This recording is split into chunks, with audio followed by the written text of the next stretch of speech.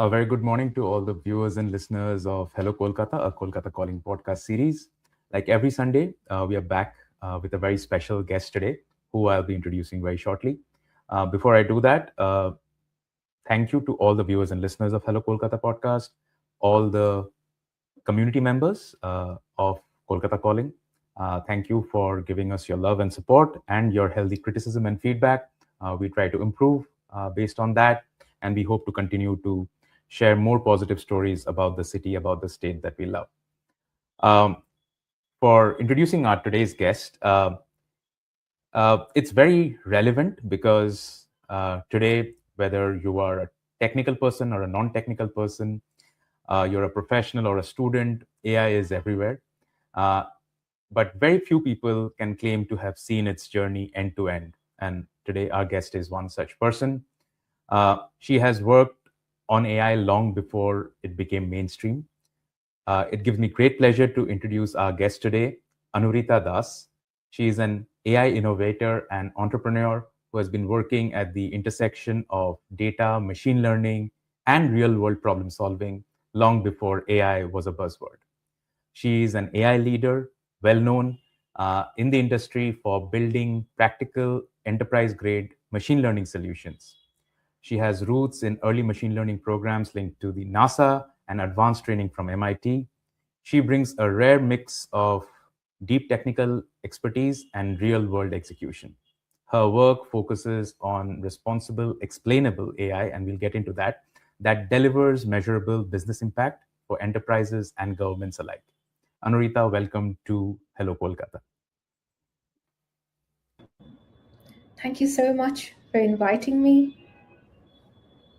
It is such a Anurita, pleasure. we'll get into your journey, and obviously, you are the founder and CEO of Genovation, and we'll focus our conversation on what was the journey like of Genovation, what you are doing.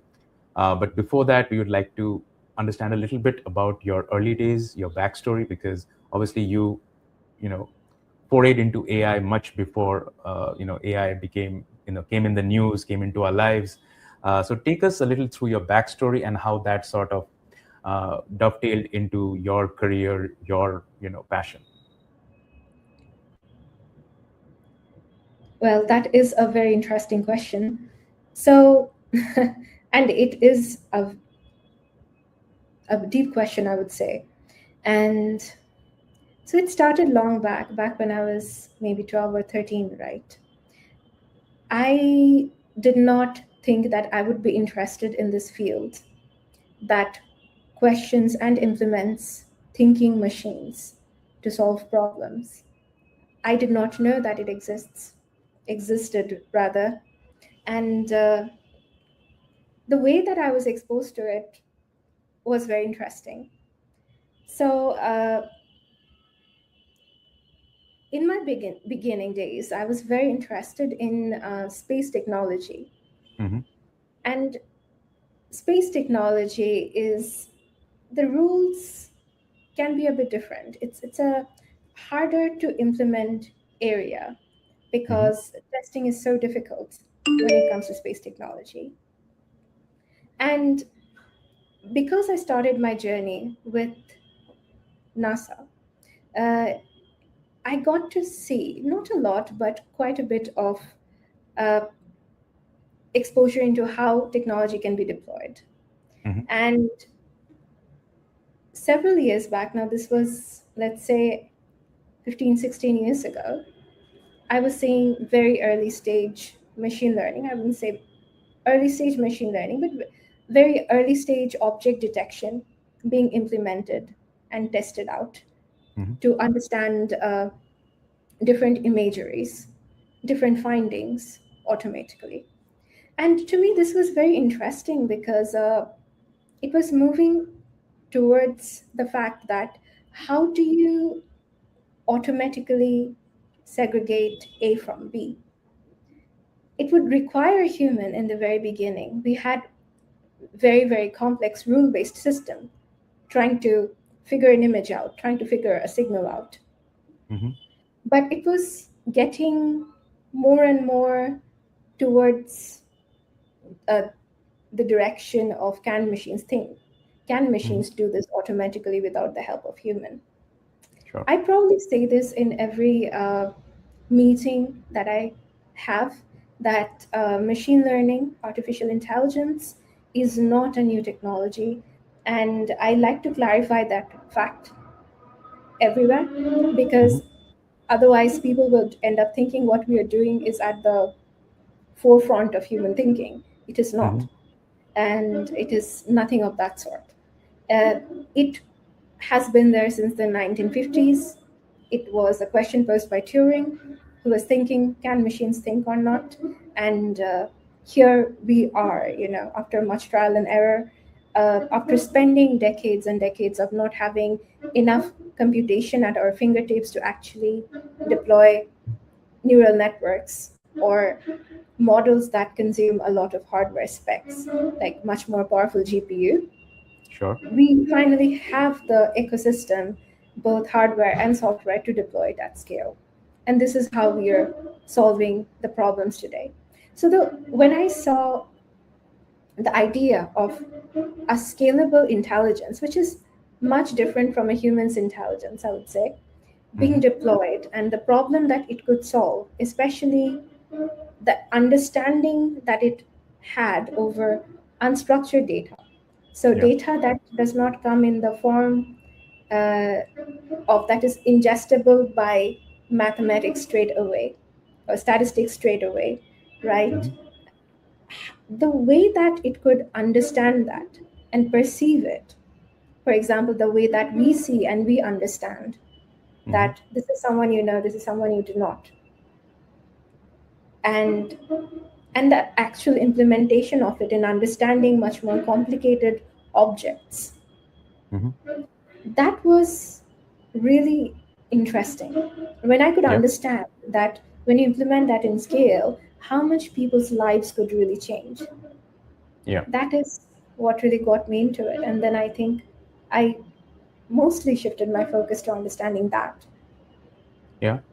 And I'm also very curious because you mentioned that, you were interested in space technology and you had your, brush with NASA at that time.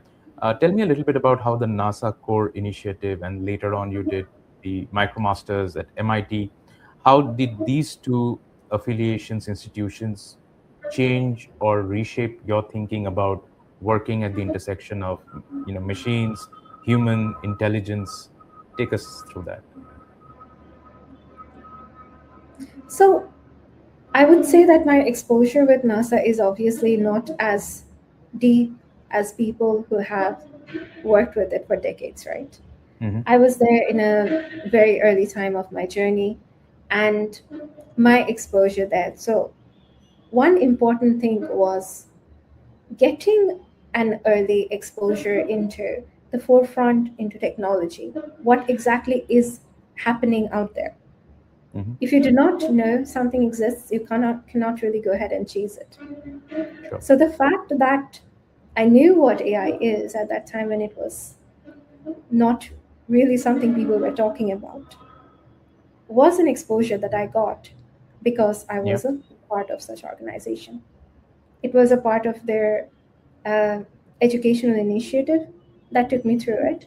But without that exposure, I would not know at maybe 15, 16 years back as a teenager that what AI is, how it can be implemented, what are its early usage, and what exactly happens when you try to deploy it in a larger scale. Yeah. And obviously, the passion, the flames of the passion towards this field, were lit at a very early age. But take us a little on the journey with you about how you took that passion and sort of made it your career, your goal, and later on, your entrepreneurial venture. Take us a little through that journey, how that, molding happened. Outside of the deep tech environment, which I was a part of early on, right? This artificial intelligence, this terminology had very little impact at that time. I Mhm. mean, I'm talking about a time where, startups in India were still not a buzzword. Yeah. They were still not that well known.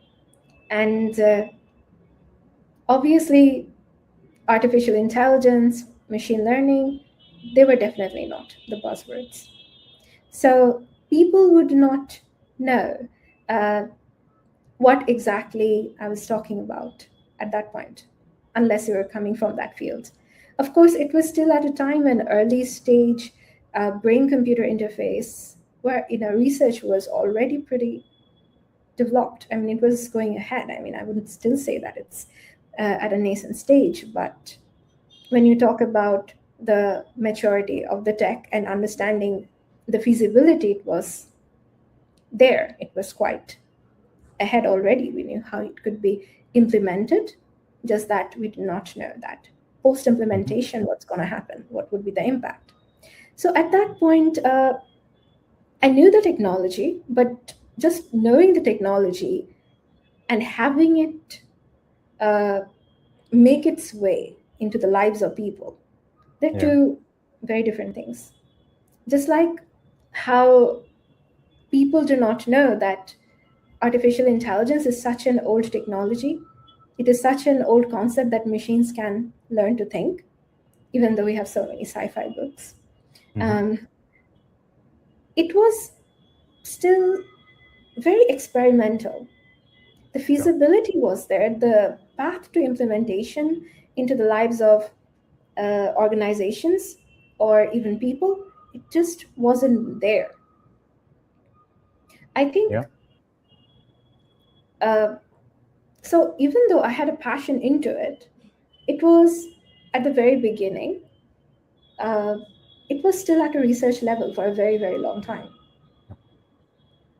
and after having my first startups, it was just with other or much larger organization who had the fund to put into R&D that I would really get to test and try this out with clients who had enough funding and who were really focusing on trying to get ahead in terms of research and development in artificial intelligence. Yeah. So, because there was no clear path to implementation, so we were still struggling to understand like the clear path to implementation.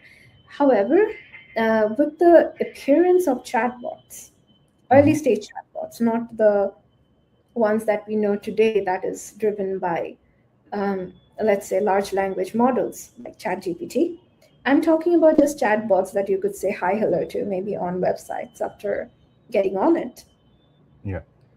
When that came about, it was getting deployed on actual websites Yeah. across the world.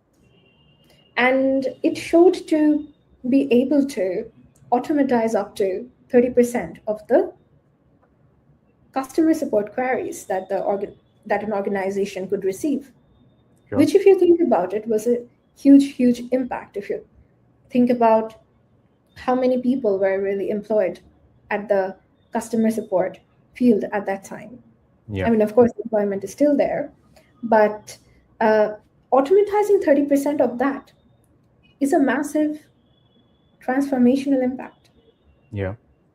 And not only that, when you were dealing with a chatbot, the wait time was reduced. But that was the time that we really saw it taking off into in the usual lives. And Yeah. then we saw the earlier chatbots, like the therapy chatbots, that could come up, and it would be able to have an actual conversation with them. And then, of course, we had the earlier models uh, for natural language generation, which could interpret data, but with a lot of rules. And then we saw GPT. Yeah. I mean, the idea was there because the paper uh, for Transformers came out quite a few years back. But when we had the first like 3.5, 3, 2, GPT-2 or GPT 3.5, which was still till 3.5, it was still speaking not with enough coherence to really Hmm. be applied in a daily life. Yeah. But starting from GPT 3.5, people actually could see that a machine. could speak with enough coherence Hmm. simply by guessing what would be the next set of tokens, next set of words, or next sentences, and it could seemingly mimic thinking.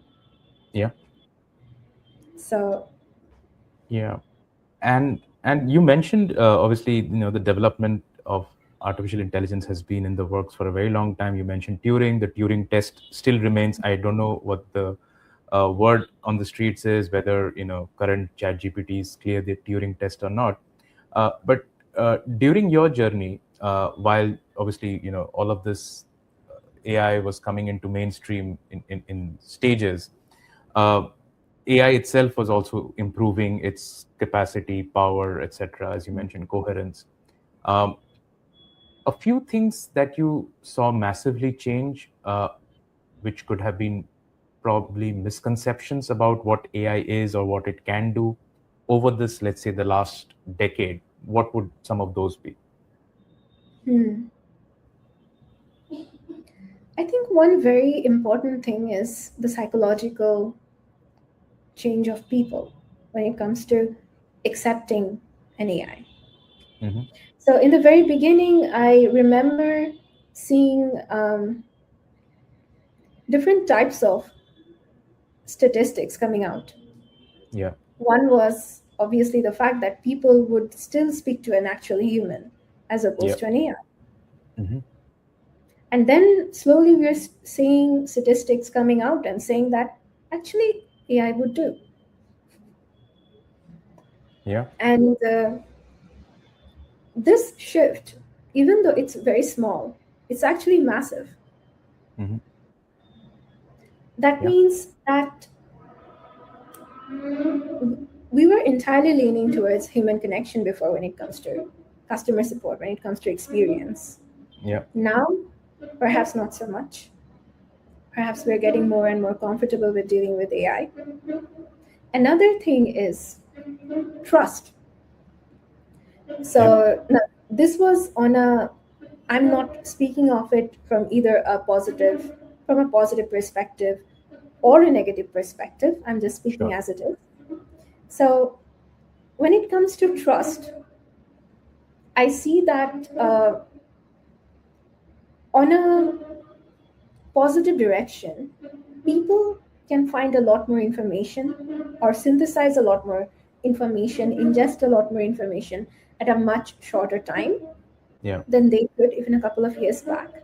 because you now have AI summarizing the findings on Google search. It's also on Google. It Yeah. summarizes the information that you're looking for.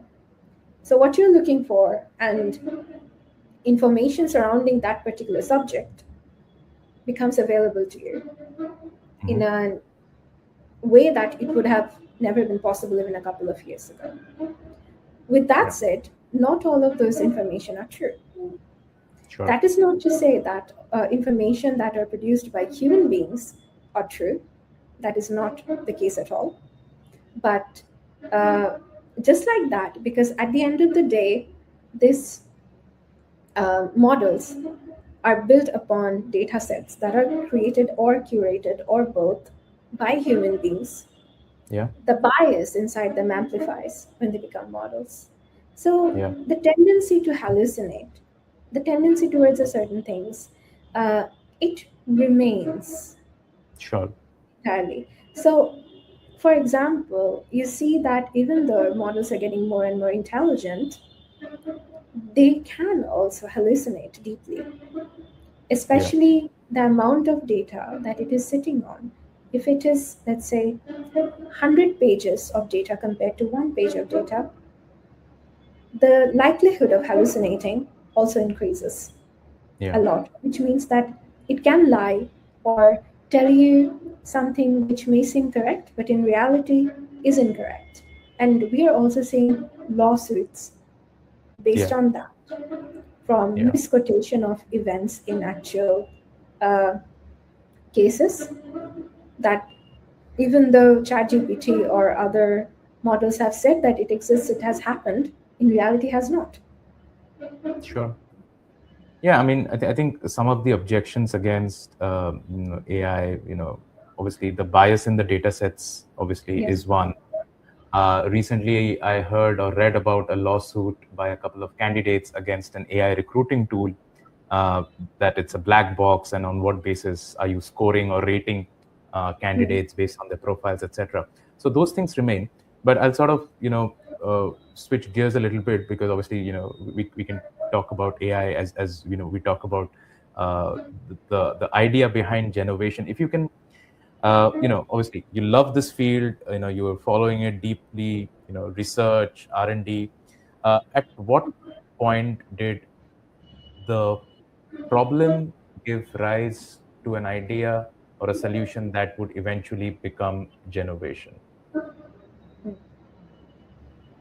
So, Genovation and what we are currently doing is Genovation. It was something that I've been thinking of for maybe even 10 years back. The idea was that we were doing a lot of research around, we were working with a lot of different sets of big data in organization. They were coming in different forms. This was like terabytes of data which needed to be analyzed. Now, analyzing it was one thing, but and what we could find in any organization's data was helpful for them. But what happened was that they could not ingest the data in the way they needed. If I were to tell you what exactly happened, so let's say that there is an organization and they have sales data, they have marketing data, and different types of data we could analyze. We could say that this was what's going on, with your organization in the last 30 days or last 2 years or 3 years. Now, let's say you're the CEO of that firm or the leadership team, and you want to know, okay, so what was happening in the last week? Or maybe what was happening when we deployed this launched this new product only during this particular holiday season. Hmm. To do this, they would have to go back and forth between the data team again, Yeah. rethinking their strategy based on that. This back and forth would happen. However, this was only happening in larger enterprises because they could Hmm. afford an actual data team. Yeah. Smaller companies, even though that they had much in stake and they had they needed this data to take the correct decisions, because obviously they had less cash flow, and which means that less risk, that they lesser risk appetite, and so their decisions would need to be accurate. This information was very difficult for them to really get, Hmm. unless they were employing data scientists part time or something like that. Hmm. So we were experimenting with a small tool that would be able to analyze data as you feed it and then interpret it. Okay. There were also like earlier tools that were doing it to a certain extent. For example, like IBM Cognos, but if I'm not mistaken, uh, but they weren't exactly cheap. Hmm. The per user cost used to be over $50 or $100. So not really the easiest thing for an enterprise. Also, you would need to know how to set things up. So we were doing some internal research about how can we make data ingestible Hmm. and with some in very very easy to understand natural language. And at that time, there were very early stage language models, maybe like natural language processing, natural language understanding, but there was no GPT, there was no similar architecture. So it wasn't really possible tech wise. So we sort of shelved it. Okay. However, once the tech started to catch up, uh, in the beginning, because my firm was already doing deployments around machine learning and dealing with big data in larger organization, like even Fortune 500 orgs, we were thinking that we were actually not seeing the adoption of agentic AI, natural language large language models, when it comes to interacting actual on ground critical data, but we were seeing a lot of adoption when it comes to the lives of people. Like people were, telling it to rewrite their Hmm. um, LinkedIn stories, Yeah. rewrite their articles or email addresses. That was happening. Like a lot of paraphrasing was happening, but not a lot of interaction with critical data. Sure. So that is, you know, what started this movement in Genovation, that we wanted to build an entire platform, and around that, the whole ingestible infra Hmm. for private AI. So, uh, agentic large language models can be used and deployed as agents to deal with critical data, let's say like sensor data or daily reports in an organization, or understanding its competitors' data to take the next call, or even doing research in newer fields. Okay. So if I understand a little bit, it's sort of making the insights from data which an organization already has in a manner, in a format which enables, let's say, management decision making targeted towards, let's say, some critical interventions which they want to achieve for higher profitability, more, efficiency, etc. Now, what I would probably want to understand is, once the technology had evolved to an extent where obviously on the individual consumer side, the proliferation had already taken place. And except for certain large organizations, like, let's say, for example, I remember Coca-Cola doing a partnership with ChatGPT, where they would sort of have their own in-house ChatGPT for their employees, which would, do most of the work for them. And obviously that somehow feeds into their management decision making. When it comes to small, medium enterprises who don't have deep pockets, who can't get a chat GPT for themselves at an enterprise level. Tell us a little bit about some of the projects with Genovation that you started with, which sort of gave you that early confidence and success with those case studies that sort of could propel you forward. So, there was one, I would say, the biggest deployment that we did in the earlier days. This is already 5 years back, 5 or 6 years back. It was in a Fortune 500 company, not mid-sized, not a mid-sized org. I'll get to that. And this was in understanding the behavior of very early stage autonomous models. Mhm. So this was an agent that was deployed to understand the behavior of another model. Okay. So, for example, if a car is driving, if an autonomous uh, vehicle is being driven on a road and it stops in front of a signal, why did it decide to stop?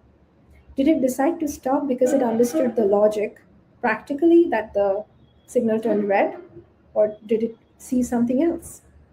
Hmm. So, uh, understanding this, even though it may seem very simple, but it's very difficult to understand when it comes to model the why. Yeah. Hmm. So that was an eye-opening situation for us. We actually did not think that it is at that time, but eventually it became, because explainability in AI became a huge thing. Yeah. And uh, in most of these orgs, people could not deploy models or agents in critical fields without understanding why decisions were being taken. Now, Hmm. this could be a mid sized org in a critical restricted industry, such as, let's say, manufacturing, could be related to financial services as well. And this was really the key. This was one of our implementations when it comes to explainability. And it Hmm. is something that we took forward to every single deployment that we did. So we have seen deployments where we were actually making the information in particular departments of organizations such as HR data, data when it comes to engineering materials, and making it ingestible for all the employees on demand. So they could ask that the process of dealing with certain materials, what are the Hmm. steps they would have to take. Instead of going back and forth with a manager, they could simply ask the chatbot again and again and again. Now, here, without having the explainable component enabled onto it, it would be very difficult to deploy a chatbot because it's a critical process. Hmm. And if it seems like the AI is hallucinating, the response would have to be stopped. So these deployments and having the explainable AI at scale essentially allowed us and still allows us to make the cost, because we already have this, we have deployed this before. It's now not really costly for us to manufacture this explainable module. Hmm. It we just ship it as a part of the product. Hmm. So the cost is in a range that it is adoptable for mid-sized enterprises as well. I would not say a lot of the small enterprises or micro enterprises can go for it, but Yeah. mid-sized for sure. Yeah.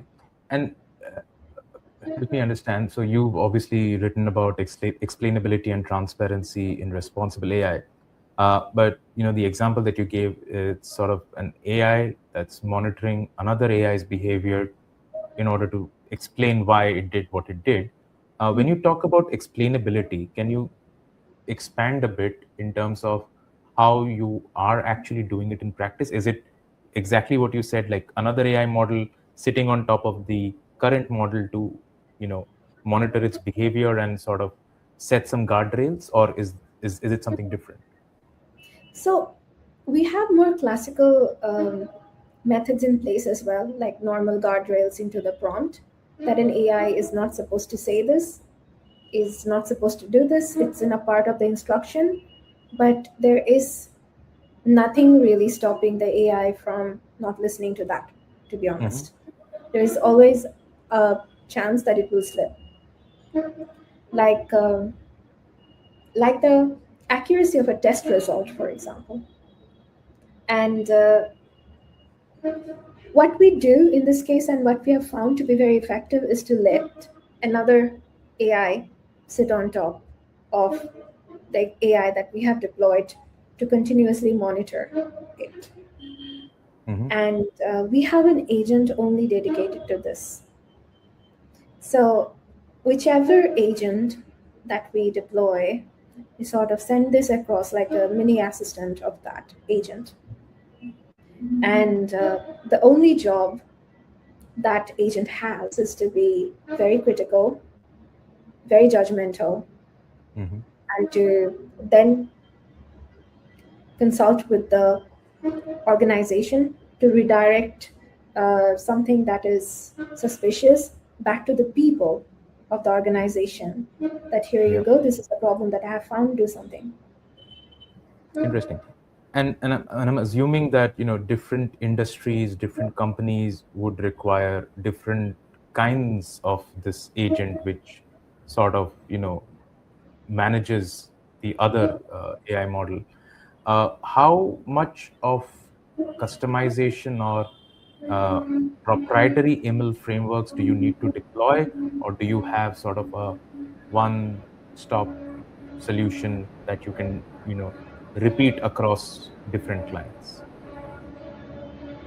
Now it has to be customized to quite an extent, especially for larger orgs. What Mm-hmm. happens that in smaller orgs, you can still have an industry specific framework built into the judge agent, and it can be deployed. And it may Yeah, not have to change a lot as long as it's in that particular industry. sure. But when it comes to, let's say, a very complex process, let's say aerospace or defense or complicated pharmaceutical manufacturing, then it's a different story. You would have to customize it quite a bit. And depending on how critical the implementation is happening in, how critical the sector is actually, uh, many times you would need to do the, you need to have the judge agent do the check not once but several times Mm-hmm. before it goes out. And if Yeah. in any of those checks there is a red flag, there is a suspicion, then the response would have to be, you would have to stop the response. Then the organization, we usually have discuss it with them that what do they want to do when such a response is found. And most of the times it's essentially you would want to keep a human in the loop, but Yeah. many times also the org simply would withhold the response. Mm-hmm. Yeah. And But and yeah. Go ahead. I'm so sorry.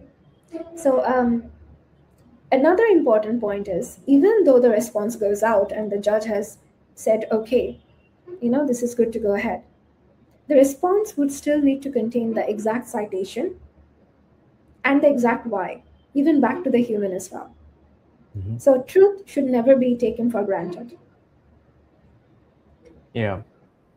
And maybe on a lighter note, there's obviously a question about who monitors the monitor. So you've set a monitor to monitor, but then do you need another monitor to monitor that? And then where does where does it end in terms of induction? Like, how many monitors do you need to place Hmm. to ensure that this is completely foolproof? Yes. Um, Anurita, I sort of want to go into a little more on the current projects, current use cases that Genovation is solving for its clients. You have enterprise clients, you have government clients, keeping in mind the confidentiality aspect, but showcases the offerings that Genovation has. Right now, I'm going to start with the agents that have the highest demand, at least at this point. So, two of our agents, Sophia and Analytica, we see a massive demand for those. Um, Sophia is an agent that can make sense out of an organization's entire sea of unstructured data. What I mean by that is it could mean their documents, their PDF documents, their Word documents, their images, their videos, and employees could start querying that data. To give you an example, it could be something like very simple as what is the HR policy do they have? How many leaves do they have?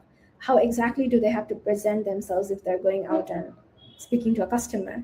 They could go Mhm. back to their manager, but let's say they want to know on the fly immediately. They could do that. Let's say for a sales team on the ground, they need to know what are the latest products that have come out in the last year. How do they compare against the competitors? Mhm. What are the usual objections that most salespeople in that firm are going to hear from the customers? They can immediately ask that to the chatbot, and they're going Mhm. to get a response from the organization's existing set of data. So, this is Sophia. Analytica, on the other hand, does this exact same thing, but for structured data. Now, what I mean by structured data is, let's say you are running a huge e commerce shop and your shop is running on Shopify or maybe somewhere else that is connected to a database.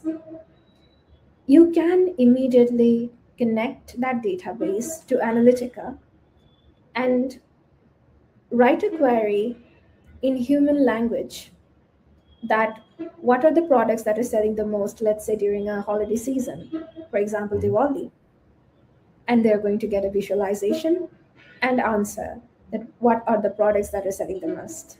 Is there some sales that are not happening? Is there a product that's not selling well at all?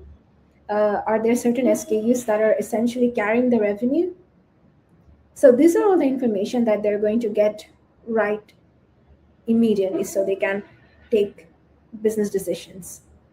Okay. So these two agents we get asked for quite a bit. We also have other agents like Aegis, which is a research agent. It goes out there on the web and searches like 1,000 or 2,000 different sources and compiles the data. Very good for understanding the market, the competitors. What are they Mhm. doing? What exactly are they investing on? What are the movements that are happening? What is the investment, the types of acquisitions, and uh, like M&A that is happening in a particular field.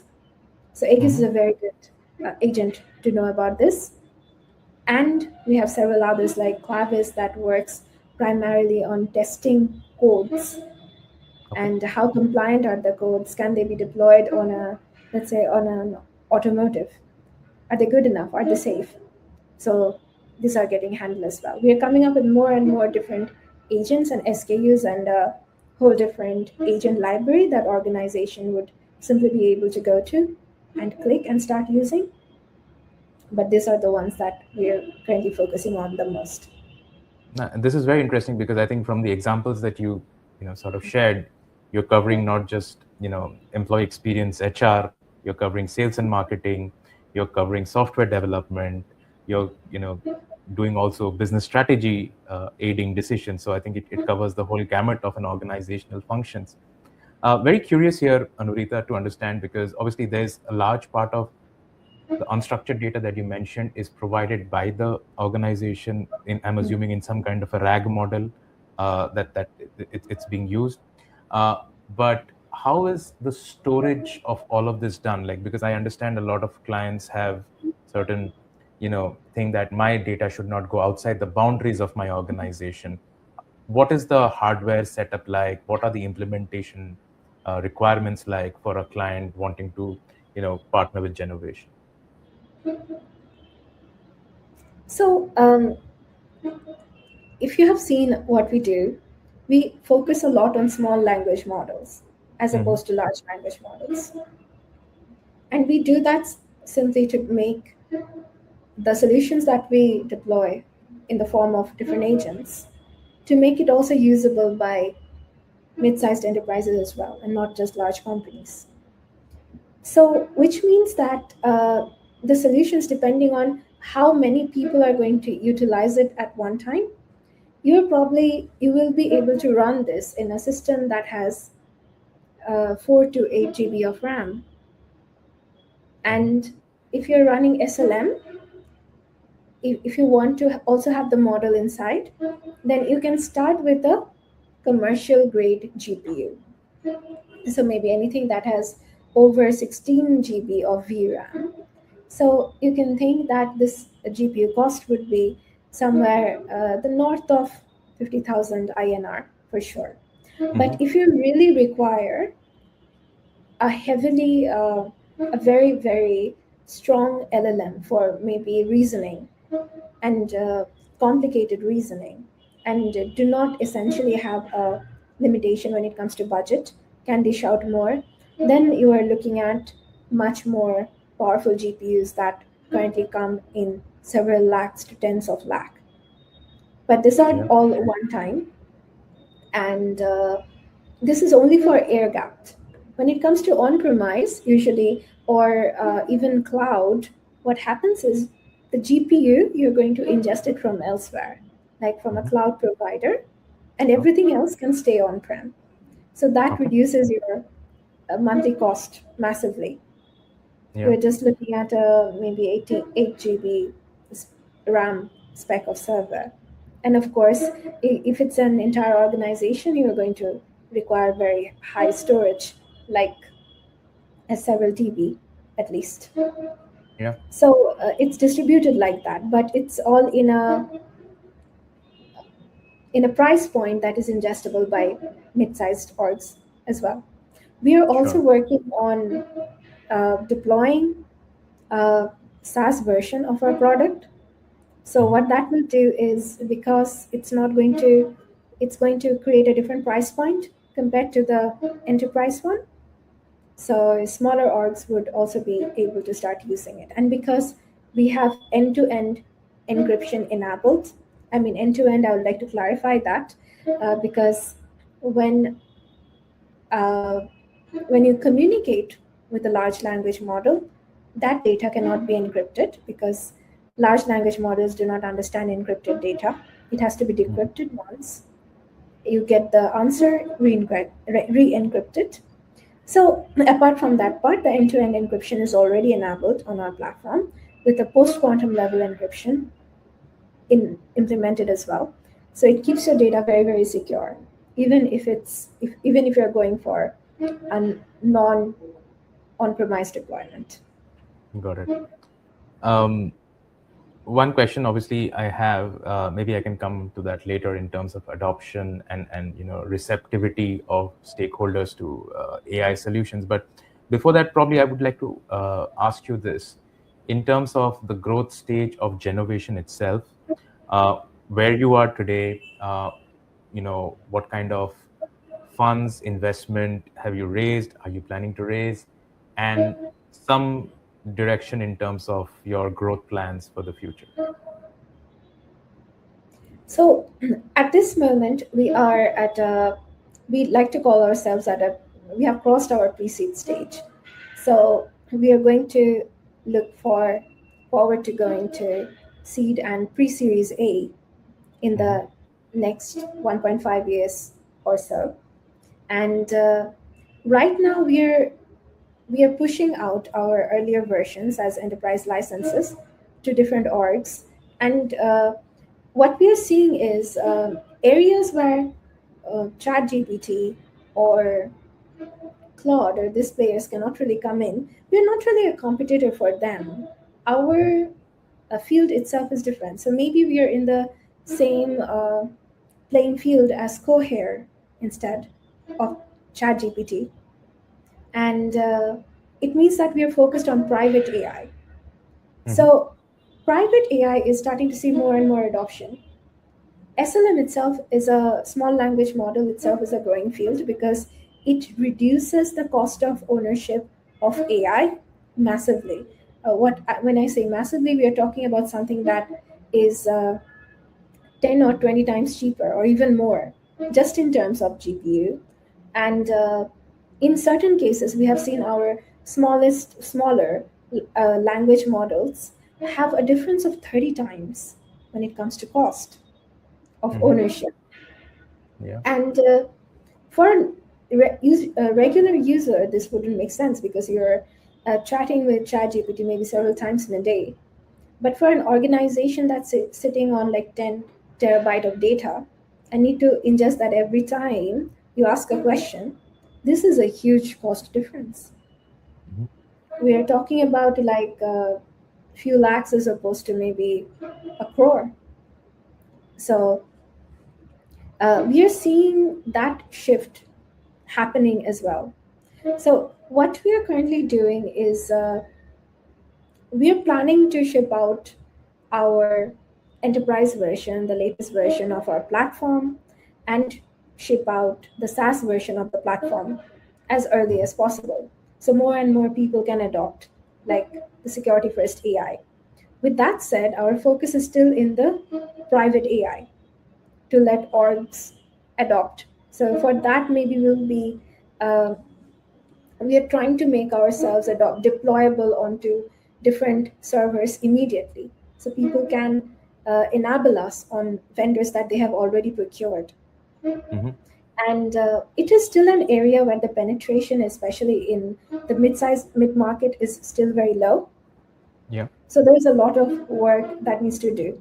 And so we are also trying to bring in more people, more amazing people into the company so they could go ahead and push this into different orgs. Got it. Um, Anurita, switching gears a little bit, you have been, as we, introduced you with, and you sort of shared your journey. You've been in the field of AI before, it became mainstream. Having been sort of in the thick of things for so many years, and obviously having watched this field grow, and obviously kind of take over our lives, um, what are some of the biggest challenges or risks that you see with many organizations rushing to deploy Gen AI because it has now become mainstream, it has become a buzzword, and if you're not doing Gen AI, then you are lagging behind. So what are some of the risks that you see organizations potentially landing up in because of this approach? So it reminds me of a saying, and I'm not sure if these are the exact wordings or not, but when you have a hammer, everything becomes a nail. Yeah. So it's like you currently have a solution, uh, generative AI, agentic AI, and I see it was happening more in the last few years, so last year or so, not so much in this year, at least. I still don't see it as much. I think people are a lot more cautious. But what's happening is people are really pushing to implement this even before identifying the actual problem. Hmm. When that happens, you are essentially stagnating a lot of things just in POC, Yeah. because it's not just about AI. You can't, it's just like AI is really just 1% of the thing. It is a technology that synthesizes information. At least language models are. Not all of, and I mean, not the entirety of AI, of course, but Yeah. this language models. Now, you have to first sort out your information layer to make that happen. Yeah. So, is this even deployable for your organization? Like, even if you were to bring in the best, most advanced language model that you have, if you do Yeah. not have clean data, if you do not have ingestible data, Yeah. if your data is not going to the right place on a daily basis, you're not going to get the output. It's as simple as that. Now, this is a massive issue. So AI, I think, can be brought in at any place. That is not really the problem, but readiness really requires to be checked. Yeah, and I think Indian organizations historically have a problem with, clean data, and I'm sure things have been improving, but yeah, I mean, I think there's a massive gap in terms of just having the fundamental data lake or whatever the right terminology is in place. And then obviously there are so many systems that they have already brought in place, integrated them, getting all the data in, as you said, uh, together in the right place to ask it the right questions often is runs into problems. And you said the POCs often set themselves up for failure because you're rushing into it without actually identifying the problem that you're trying to solve. uh, from your experience and expertise, obviously, everybody's riding high on this Gen AI wave, and we are, using it for a variety of reasons, to create cartoons, or we are creating, brushing up our images, or we are writing poetry. But what is beyond this Gen AI wave that you sort of foresee coming once sort of, things steady out a bit? Hmm. So, hmm. So when it comes to end consumers, but just going back uh, to the last point, the Yeah. previous point about the data readiness, I see Hmm. this happening in companies around the world, not only in India. So, but yes, there is a rush for uh, implementation of AI in India, which is amplifying the issue Yeah. perhaps quite a bit. Hmm. But this is a major, major issue, the readiness in areas. With Yeah. that said, um, when it comes to consumer end consumers, I think we're really walking in a thin line of what is, uh, especially in creativity, what is someone's own um, property, intellectual Yeah. property, and what isn't. And I Hmm. think there has been enough debate around it. And Yeah. one thing for sure is that uh, the production of creative uh, process or creative things, let's say whether it's making music or making a movie or making a song, the output is getting amplified in a way that now it can be produced massively. Yeah. So you're probably going to see a lot more artists or creators who are not, and you already are, who are not making things genuinely by themselves. Mm-hmm. It would be very easy for creators to now experiment and think about different subjects to Yeah. generate different visual content, and to also of different type, different media, whether it's audio, whether it's video, whether if it's just an image. And right now I think people are very sensitive about whether something is AI or not. Like if you go on Yeah. YouTube, the first comment will be, is this AI, is this not AI? I Yeah. mean, if it's AI, then it's probably going to be upvoted to the top comment anyway. But people are like looking at videos from frame to frame to understand, is this AI or is this not Yeah. AI? Yeah. But in a way, that's also, you know, increasing the view time, because you would Sure. really have to focus and look Yeah. to understand whether it is or it is not. But Yeah. it's giving a lot of agency to, I think, the creators, and it takes a lot less. It would take a lot less to be a standard creator than it did before, Yeah. but it could also do a lot more at the same time. But then again, it's very hard to stand out. And Yeah. but one thing for sure is, now for example, the models, with the models, it's getting harder and harder to understand what is AI and what isn't AI. As Yeah. we have better and better models, this uh, differentiating that can get even more difficult. Yeah.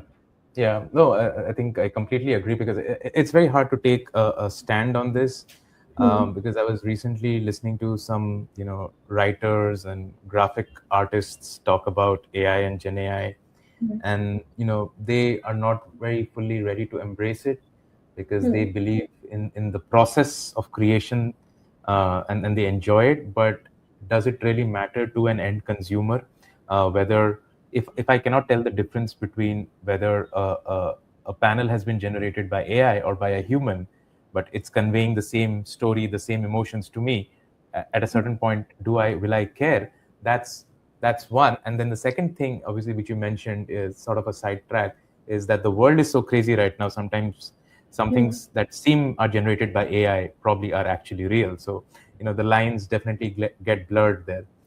Um, I want to ask you, Anurita. I know we budgeted 1 hour. We're at that mark, so I just want to get in a few more questions before we close.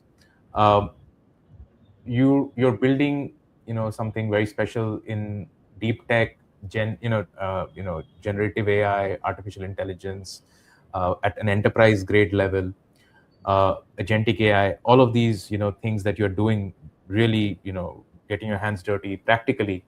Hmm. How is the ecosystem like around you? Your company is based in Kolkata.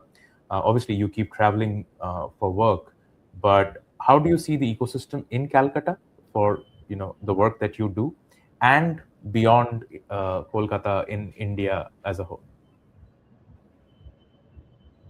I think a lot of AI investments are happening in India right now. Hmm. Now, whether that those investments are getting derived from Indian funds or foreign funds, that is a different story. But Hmm. we are seeing a massive rush, a massive rise of AI startups. Now, Hmm. um, being in Kolkata, I think the greatest, and I would argue about this with a lot of people, but I think one of the greatest gift I have right now is the fact that there is talent. A Hmm. lot of people might not agree with me, Hmm. but I have found amazing people sitting here in Kolkata, and found the, not just Kolkata, but I would say that entire eastern region. And this to me is the most important asset for my org, and Kolkata makes that possible. Obviously, I Hmm. would also have be able to acquire talent even in Bangalore and so on. But the thing is that, first of all, um, running a startup is much more cost effective when you're sitting here in Kolkata. And Hmm. when it's cost effective, it means that you can take greater risk. If I can reduce on the operating cost, I can double down on R&D, right? And Sure. it's not that we have an infinite flow of funding. So that makes a big difference at Yeah. this point. Yeah.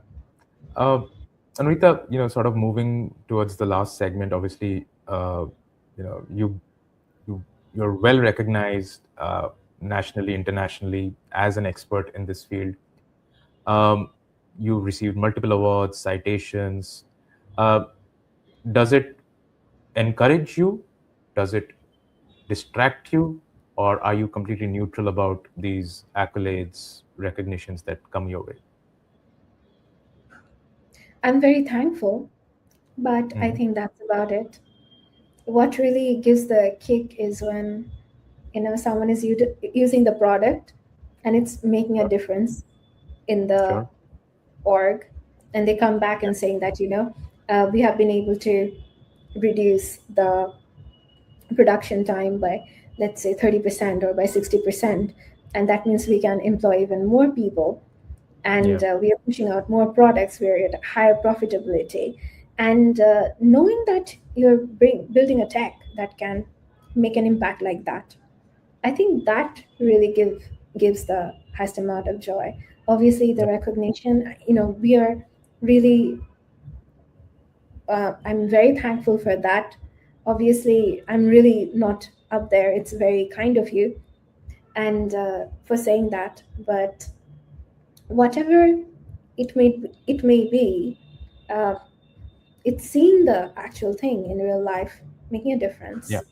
That is, I Yeah. think, the biggest recognition at this point, at least personally for me. Yeah. And again, maybe a personal question, and this probably you've been asked many times.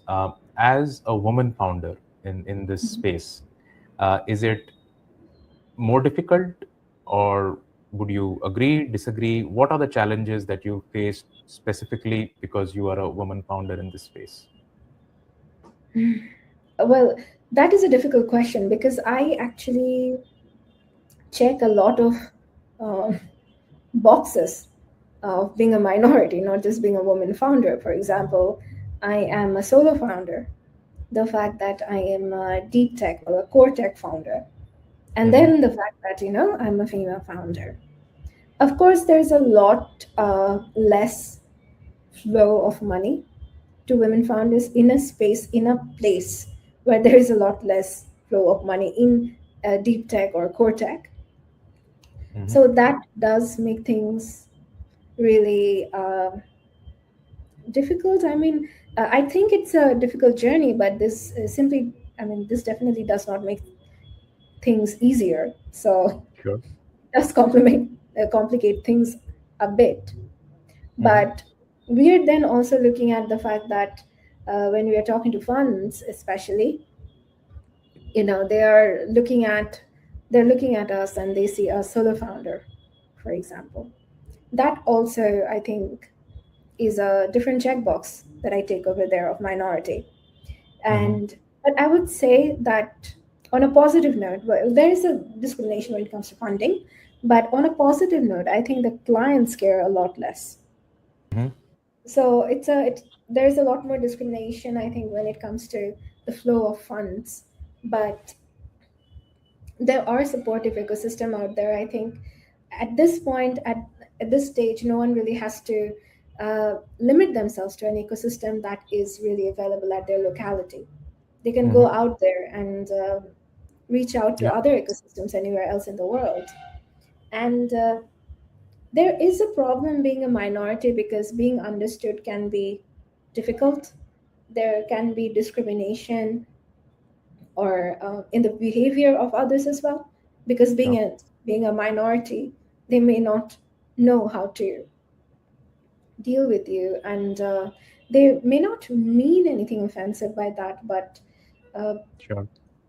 because they're trying to treat you specially. That itself may come across Yeah. as a discrimination.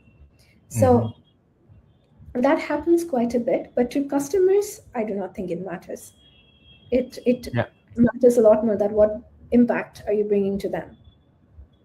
Yeah. um, and as you said, to you, what your customers say and what Mm. impact it has for your customers mean more to you than awards or biases that exist for women Mm. founders.